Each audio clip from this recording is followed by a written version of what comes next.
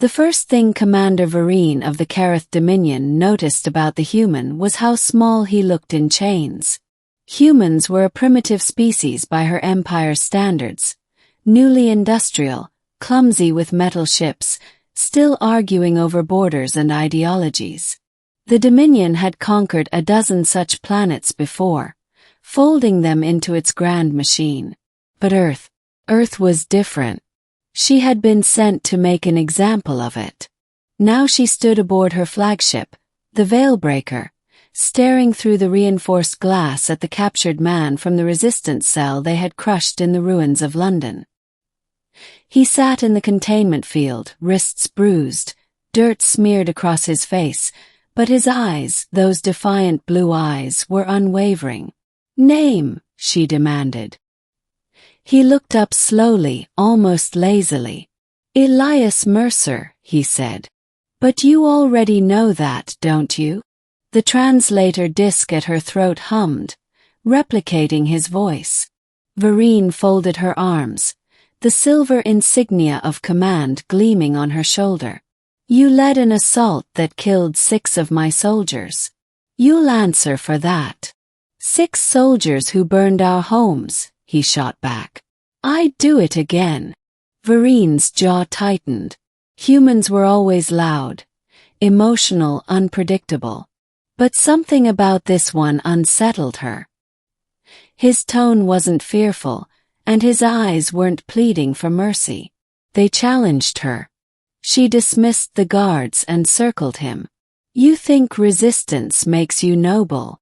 I think it makes me human," Elias said, lifting his gaze fully to hers. "You wouldn't understand."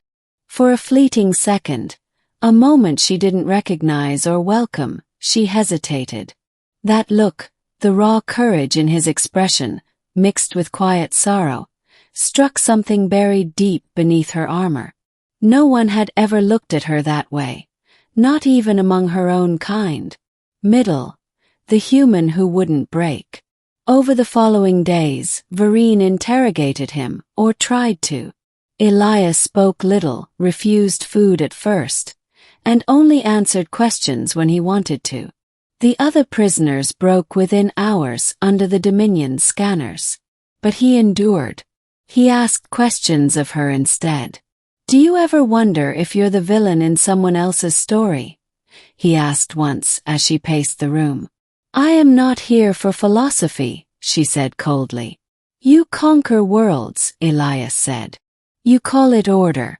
But maybe it's fear that drives you. Fear that something smaller, weaker, could stand against you." The words stung in a way they shouldn't have. When she retired that night to her private chamber, she found herself thinking of his voice.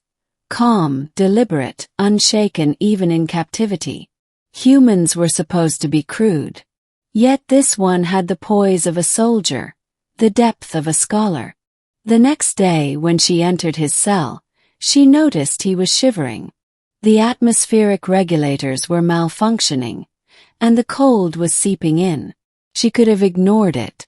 She should have. Instead, she ordered the field's temperature increased. Elias gave her a look, not of gratitude but of surprise. Then a faint smile. "Didn't think aliens did kindness." She frowned. "I do not do kindness. I maintain order." "Right," he said softly. "Whatever you need to tell yourself." That night she couldn't sleep. An unlikely connection. Days turned into weeks. Her reports to the High Council grew shorter, her sessions with the human longer. She justified it as psychological assessment, studying human resistance patterns. But deep down she knew it was more. They debated everything: war, morality, art. Elias once described the sound of ocean waves at sunset, the smell of rain-soaked earth. Vereen had seen oceans on a dozen planets but never felt them the way he described. One day she caught herself asking, "Why do you resist so fiercely when defeat is certain?" "Because living on your knees isn't living," Elias replied. "You'd know that if you ever lost something worth fighting for." His words lingered. That night she stood before the viewing deck, staring out at the stars. The Dominion had taught her to see each star as a potential conquest, each world a stepping stone. But now she wondered, had any of them ever looked up at the same stars, wondering what it meant to be free? The next morning she did something unthinkable. She released his bindings. "Try to run, and I'll vaporize you myself," she warned. He nodded, not planning on running. When he took the offered cup of nutrient broth, their hands brushed, just barely. And yet something electric passed between them. She withdrew instantly, unsettled. His gaze followed her, unreadable. The attack. 3 nights later, the Dominion ship came under ambush. A fleet of rebel vessels, human survivors, desperate and furious, launched a surprise strike on the Veilbreaker. Explosions rippled through the ship, alarms blaring. Vereen stormed into the command deck. Defensive Pattern 9. Return fire. Her second-in-command, Lieutenant Croth, hesitated. "Commander, the human prisoner." "Secure him," she barked. But it was too late. A blast rocked the lower decks, tearing through containment sectors. Vereen sprinted down the corridor, smoke filling the air. She found Elias crouched behind a collapsed wall, blood streaking his forehead. The cell door was gone, replaced by fire and chaos. "You should have stayed in your cage," she shouted, grabbing his arm. "Yeah, well, I thought I'd take my chances," he said, coughing. Another explosion thundered. A support beam crashed down. She pushed him away and caught the brunt of it. Metal sliced across her shoulder, searing pain lancing through her. Elias dragged her to safety. "You're bleeding," he said. "It's nothing," she gritted. He tore part of his sleeve, pressing it to her wound. "You saved my life once. Guess it's my turn." She stared at him, breathless. The absurdity of it. A human risking himself for a Dominion commander, defied everything she'd been taught. For the first time in her life she felt small. Betrayal and truth.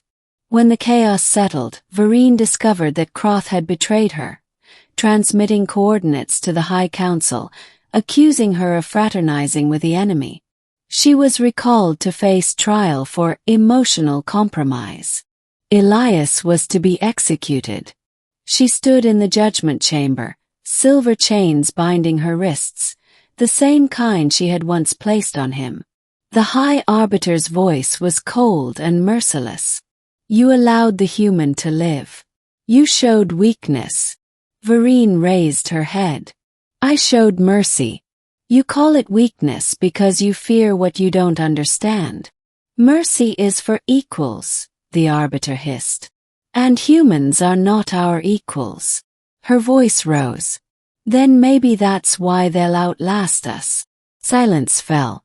Gasps echoed through the chamber. They sentenced her to demotion and confinement on an observation station near the human sector. A quiet disgrace. Elias, meanwhile, was transported to a Dominion holding planet, slated for interrogation until death. That night, alone in her cell, she stared at the stars once more. Somewhere out there he was suffering, and it was her fault. Her heart, the one she'd believed long frozen, burned with a single thought. She would not let it end that way. Escape and redemption. Using codes only a commander would know, Vereen hijacked a patrol shuttle and crossed into restricted space. She dodged Dominion patrols, flew through asteroid fields, and finally reached the barren prison world. The guards barely had time to react before her plasma blades cut through their ranks. Elias was weak when she found him, thinner, eyes sunken but alive. When he saw her, disbelief crossed his face. "You came back. I owed you more than words," she said, unlocking his restraints. He stared at her bleeding hands, the burn marks on her armor. "You risked everything." Her voice broke just slightly.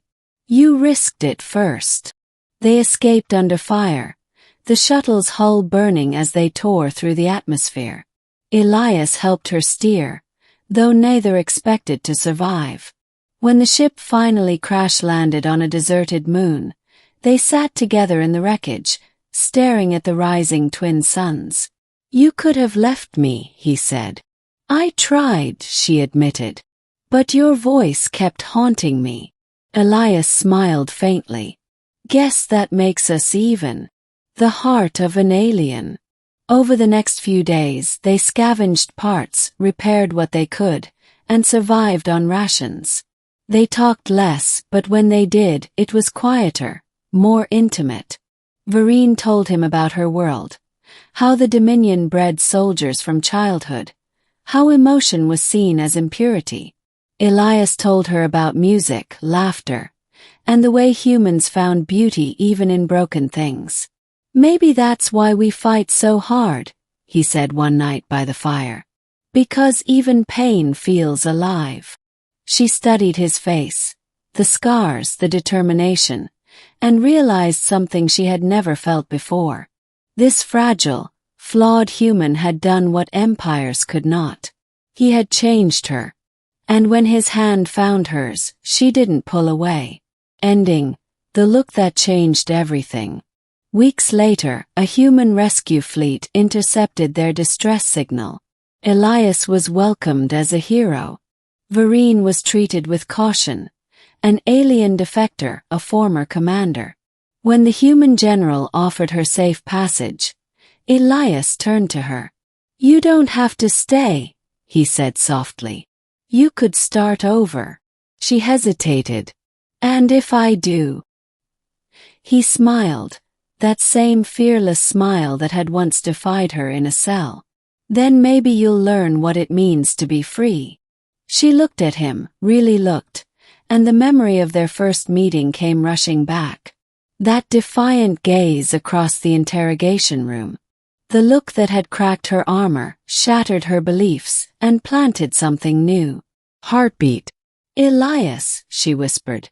When you looked at me the first time, I thought it was defiance. Now I know it was hope. He took her hand. Then let's build something worth hoping for. As the stars stretched beyond them, Vereen, once the Dominion's most feared commander, smiled for the first time without shame. Because one look from a human had changed her heart forever.